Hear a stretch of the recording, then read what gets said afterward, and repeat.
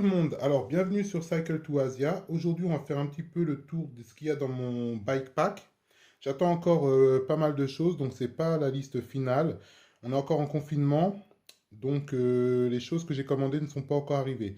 On va quand même faire le tour et puis on fera peut-être une vidéo prochainement pour améliorer le contenu de mon bike pack. Et de plus, je fais cette vidéo aussi pour que vous puissiez me donner des retours à me dire s'il y a des choses que j'emporte qui sont totalement inutiles ou s'il me manque des choses vraiment importantes. Alors, je vous dirai à la fin la liste des petites choses que j'attends encore par la poste. Donc voilà, on va commencer par tout ce qui me sert d'habitat. Donc, comme je pars longtemps, je veux partir enfin à peu près un an, hein, c'est sur un an que je me base. Donc, je veux me donner le choix. Pour l'habitat, donc c'est soit une tente, soit une tarpe. Donc la tente, c'est la Quick Hiker Ultralight. Donc moi j'ai choisi celle-ci parce que bon bah c'est une deux places, mais elle est vraiment assez légère. Elle fait 2 kg, 2,05 kg. Donc ça reste abordable pour une tente qui est pas si lourde que ça. Il y a plus léger encore, mais bon, ça reste beaucoup plus cher quand vous voulez plus léger. Donc voilà. La tente, le seul problème avec cette tente-là, c'est que si vous voulez la planter sur un sol dur, ben c'est pas possible parce que c'est pas une tente qui est autoportante. Donc ouais, c'est mieux sur le sable, sur du gravier, sur quoi que ce soit, mais du moment que vous pouvez piquer vos plantes, vous pouvez piquer vos, euh, vos petits, comment on appelle ça déjà? Euh, les piquets à tente quoi dans le sol. Donc voilà, la tente. Après, j'ai une bâche. Donc cette bâche-là, elle est assez grande. Je crois qu'elle fait 3 par 3, 3 mètres par 3. Donc une bâche qui peut me servir pour mettre sous la tente, pour faire un abri avec, pour me servir comme d'une tarpe, ou pour complément, pour me faire un abri. Donc ça, à compléter avec la tarpe. Donc la tarpe de 3 mètres sur 3, assez légère, assez compacte, qui va avec, moi j'ai des bobines de fil comme ça, donc pour installer la tarpe et puis ouais, pour me faire mon abri. J'ai aussi de la corde, la petite cordelette, bah ça c'est la cordelette en chanvre je crois, ou des choses comme ça. Elle est assez bien parce que on a toujours besoin de petits bouts de corde pour faire ceci ou cela, pour bricoler son abri. Donc voilà, j'en apporte toujours en plus. Mon matelas de sol, alors ce matelas de sol, j'ai choisi celui-ci parce que il est assez compact, je trouve. Je trouve que c'est déjà bien. Avant, j'avais des gros matelas de sol. Celui-ci, il prend vraiment moins de place. Voilà, ce qu'il me faut par contre, c'est un sac pour le gonfler. Parce que moi, je le gonfle toujours à la bouche et c'est vraiment pas quelque chose de conseillé parce qu'on ramène de l'humidité dans le sac et après, il a tendance à moisir plus vite, alors s'abîmer plus vite. Donc voilà. Ensuite, un hamac. Donc ce hamac-là, je peux très bien dormir dedans aussi. Si je mets par exemple la tarpe par-dessus, ensuite je mets le hamac. Ce hamac, il est un petit peu volumineux, vous voyez, parce qu'il comporte une moustiquaire. Donc voilà, moi je l'ai depuis la Martinique, là-bas je m'en servais beaucoup. Et il y a les sangles avec, donc c'est pour ça qu'il est un peu volumineux, les sangles. Le petit fil pour accrocher la moustiquaire au-dessus. Donc moi je trouve qu'il est bien pratique. Sac de couchage. Bon là il n'est pas encore super compacté, on peut le compacter encore plus. Je trouve qu'il est assez bien, mais je crois qu'il a déjà vécu assez. Il faudrait que j'en achète un peut-être un peu plus conséquent pour le froid, parce que celui-ci c'est 15 degrés. Donc il m'en faudrait un petit peu plus conséquent. J'ai un oreiller gonflable. Je trouve ça très pratique aussi. Voilà pour ce qui est enfin de l'habitat et du couchage. Donc voilà. Ensuite, pour ce qui est la popote. Alors, moi, j'ai une petite popote comme ça. Voilà, avec la petite éponge Jex. Cette popote-là, elle est bien. Hein, je la mets directement sur le feu, il n'y a pas de problème. Ça peut me servir d'assiette aussi. Donc voilà, je trouve qu'elle est assez bien, assez résistante. Je la mets à même le feu, j'ai jamais eu de problème. Hop, voilà. Aussi ce qu'on a là, c'est mes couverts. Donc les couverts, moi j'ai choisi des petits couverts qui sont pliables. Donc voilà. Fourchette, cuillère et couteau, j'ai un petit opinel. Alors un opinel, celui-ci, ça doit être un numéro 8 quand même. Voilà, petit opinel, ça sert toujours, hein, même pour le bushcraft, on peut s'en servir. Et moi j'en ai un autre en bois pour le bushcraft. Celui-ci, je le garde juste plutôt pour manger et puis faire des trucs qui ne salissent pas trop, quoi. Un petit thermos, quoi. 75 centilitres que je changerai peut-être. Peut-être que je vais pas l'amener, puis je vais tout simplement prendre une bouteille en plastique. Mais remarque, c'est tellement léger que je me dis, bon, on va voir. Un thermos, alors super pratique pour quand on se fait un petit thé. On peut garder le thé au chaud toute la journée. Puis voilà, dès qu'on a besoin, on prend un petit thé, ça c'est cool. J'ai un petit mug aussi parce que, bah voilà, c'est vrai qu'il y a deux mugs du coup, il y a celui-ci et celui-ci. À voir, à voir. Mais ça, moi j'aime bien le matin me poser, prendre un bon petit déj, un bon café ou bien quoi que ce soit dans ça, plutôt que d'avoir un tout petit mug, vous voyez, tout petit mug comme ça. Bon, et puis quand on est deux au moins, on peut donner un thé à quelqu'un et nous avoir toujours la nôtre. Le gaz, hop, il manque juste l'embout justement que j'attends. Voilà, alors ça c'est le genre de choses typiquement qu'il faudra me dire si bah, j'amène ou pas. Parce que ça c'est un espèce de petit barbecue portable. Donc c'est super pratique, mais c'est vrai que c'est quand même un petit peu lourd. Là j'ai des petits pics, vous voyez, pour quand je fais mes petits barbecues. Donc c'est très pointu, si je les laisse à même comme ça va tout me crever, mon sac, ça va tout percer.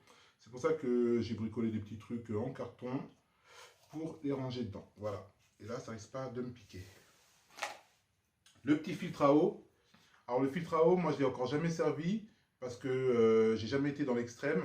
Mais de toutes les façons, il me restait tout le temps de l'eau. Donc pour l'instant, je le laisse comme ça. Je préfère pas m'en servir inutilement parce que ce qu'il y a à l'intérieur, ça se dégrade assez vite. Il faut les nettoyer, tout ça. Je suis pas encore à même de ça. Je suis pas encore à même de mon truc parce que je sais pas encore comment il faut nettoyer. Donc j'ai gardé. Ça venait avec une petite paille. Donc je l'ai gardé. Ça se trouve la paille c'est pour le nettoyer ou je sais pas quoi. Donc je verrai bien. Faut que je lise un petit peu sur ça. Donc là, on est sur tout ce qui est popote, donc nourriture, tout ça. Alors là, je vous montre, ça c'est mon petit kit de pêche. Donc il y a du fil, des hameçons, des petits pois, des petits flotteurs, et puis des petits trucs pour tenir la ligne. Donc ça, je pourrais encore le réduire aussi, puisque les petits trucs verts pour tenir la ligne, je pourrais enrouler la ligne tout simplement sur quelque chose d'autre, plus petit. Voilà, donc ça c'est mon kit de pêche qui vient avec la canne à pêche. Bon alors la canne à pêche, elle est vraiment superbe, c'est un truc télescopique en fait. Vous voyez, hop, vous tirez, et puis voilà quoi, ça fait à peu près, ça fait 3 mètres de long. C'est vraiment une canne à pêche assez bien je trouve. Voilà. Bon après, faut se mettre à pêcher, c'est toujours une bonne chose, mais il faut savoir le faire quoi, donc il faut apprendre. Parce que c'est pas toujours facile de tuer, même si c'est un tout petit être humain, c'est un poisson, mais c'est pas facile de tuer non plus. Ensuite, il faut trifouiller, enlever l'hameçon, le vider, tout ça. Donc, voilà, si vous savez pêcher, si vous avez envie de pêcher, allez-y à fond. Voilà, donc ensuite, on va passer sur tout ce qui est un petit peu sanitaire, hygiène. Donc là, j'ai ma trousse de secours. Bon, la trousse de secours avec tout ce qu'elle peut comporter, hein, d'antiseptiques, des painkillers, enfin, ouais.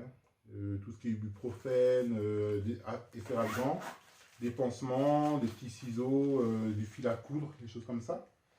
Hop, alors ma trousse de toilette avec un gant, une brosse à dents pliable, un petit peu de parfum, des pinces à épiler, un petit miroir, du déodorant, de l'huile pour la peau, des mouchoirs, et puis voilà, des petites choses comme ça. Voilà, un savon aussi. Alors, pour me doucher, moi j'utilise une petite shower portable. Donc, c'est une douche portable. Vous dépliez, ça fait un sac d'à peu près 10 litres. Donc, c'est un sac de 10 litres.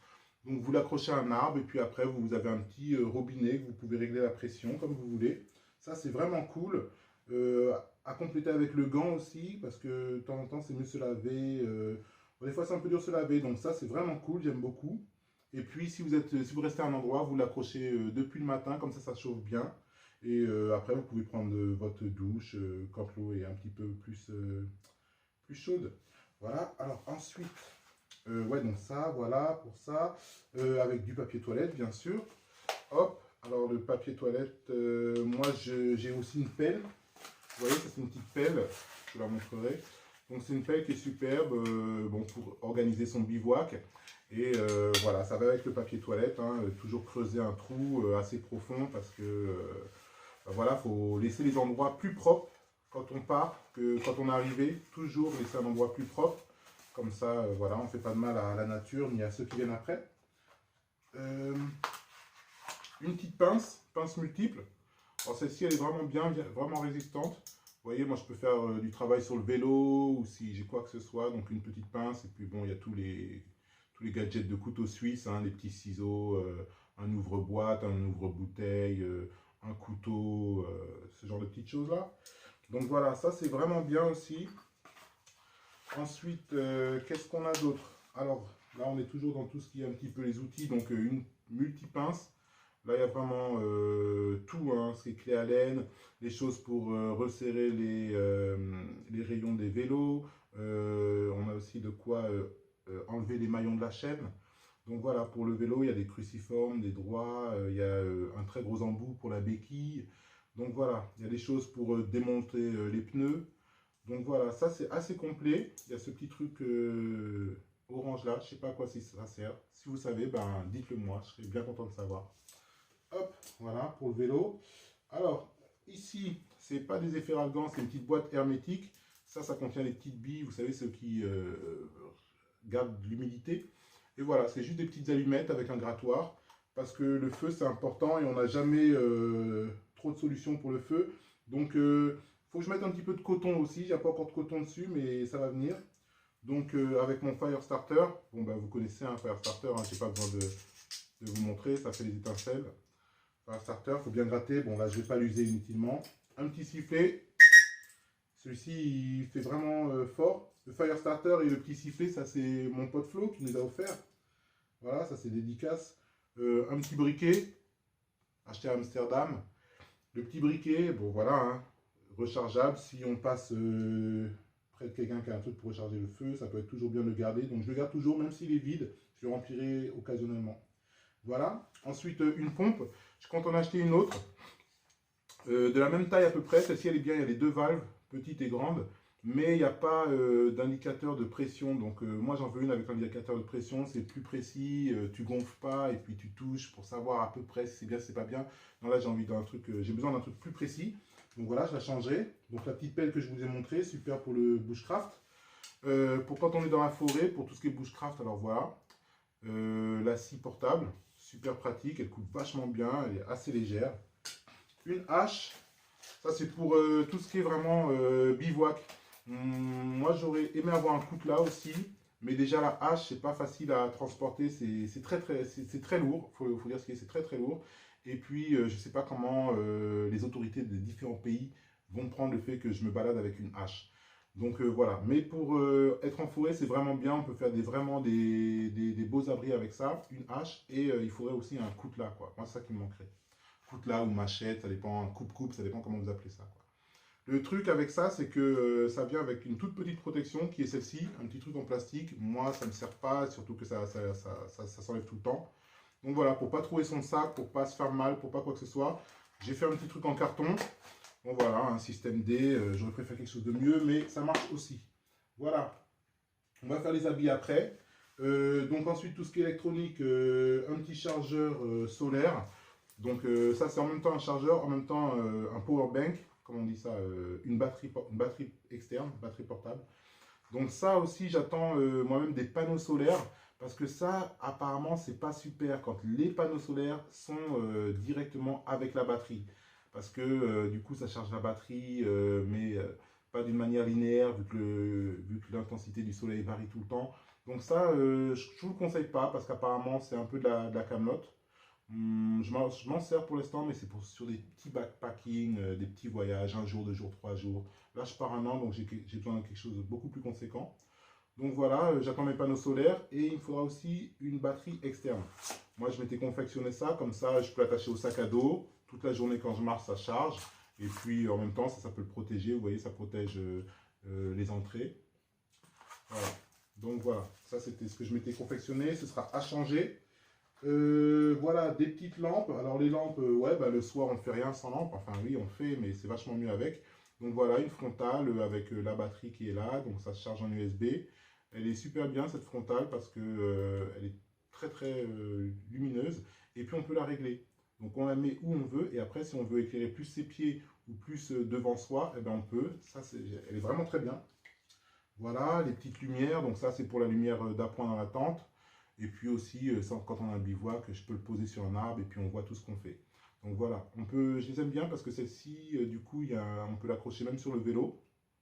Et puis si on enlève ça, si par exemple on perd la frontale ou quoi que ce soit, on peut aussi, si on a un bandana, on l'accroche à un bandana qu'on se met sur le front. Voilà, ça peut faire une frontale. Normalement j'en ai deux comme ça. L'autre je crois qu'elle est toujours dans la tente à Mathias. Ou non d'ailleurs, ouais, ouais. Et voilà, donc il faut que je m'en reprenne une deuxième comme ça. En plus elle est bien parce qu'elle fait soit lumière blanche qui clignote, soit lumière rouge qui clignote. Donc il y a pas mal de différentes fonctionnalités. Ça, c'est le même genre, mais la tâche est moins bien. Donc voilà, après, ça se branche en USB. Celle-ci, elle se branche directement dans n'importe quel port. Donc voilà. Des mousquetons. Les mousquetons, c'est toujours super pratique. Accrocher le sac n'importe où, fermer son sac. Moi, je m'en sers tout le temps. Voilà, donc des mousquetons. Voilà, ça c'est pour faire les vidéos. Donc un fisheye et un petit stand. Là, je suis en train de filmer avec mon téléphone portable, donc je ne peux pas vous le montrer, mais normalement il va là aussi, téléphone portable et le stand, donc le tripode que je vous montrerai après, celui avec lequel le téléphone est en train de filmer. Donc voilà, c'est un tripode, tout ce qu'il y a de plus classique. Il est assez volumineux, mais pas très lourd. C'est un tripode classique. C'est vrai que j'en ai déjà un là de tripode, un tout petit. Mais du coup, il est tellement petit qu'il ne sert pas pour tout.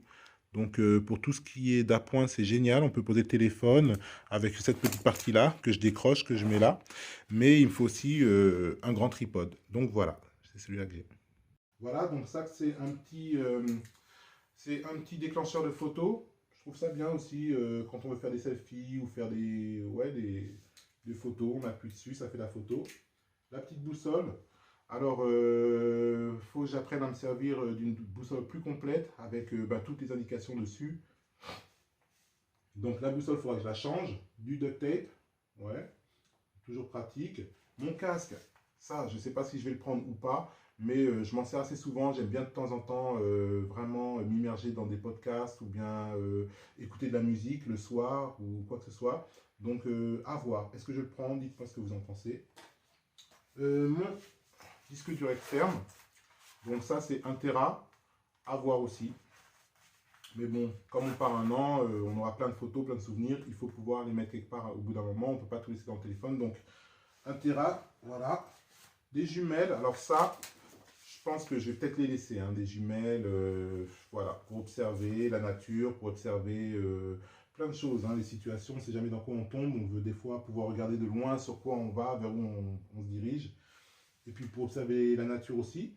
Hop, des lunettes. Alors les lunettes, moi, j'aime bien ça parce que quand je fais du vélo, je trouve ça vraiment agréable. Des trucs super transparents. Je les porte toute la journée en général, ça évite de prendre des moucherons et puis je trouve ça agréable. Sinon, j'ai des lunettes de soleil vraiment conséquentes. Donc ça, c'est des lunettes glacier. Donc une fois que vous mettez ça, vous êtes totalement en immersion. Moi, j'adore. Super confortable et puis vraiment, ça protège bien du soleil. Voilà. Ensuite, là, j'ai un petit protège pour mon sac. Donc ça, à voir aussi. Mais c'est important que les affaires restent vraiment, vraiment, vraiment au sec. Donc soit je mets mes affaires dans un sac poubelle que ensuite je mets dans le sac. Ou soit je peux couvrir mon sac avec ça. Là, j'ai un tout petit sac d'appoint. Donc je mets dans ma poche. Comme ça, si j'ai besoin d'aller faire des courses ou quoi que ce soit, hop, j'ouvre le petit sac, un sac de 10 litres, je mets sur le dos. Toujours, ça sert toujours.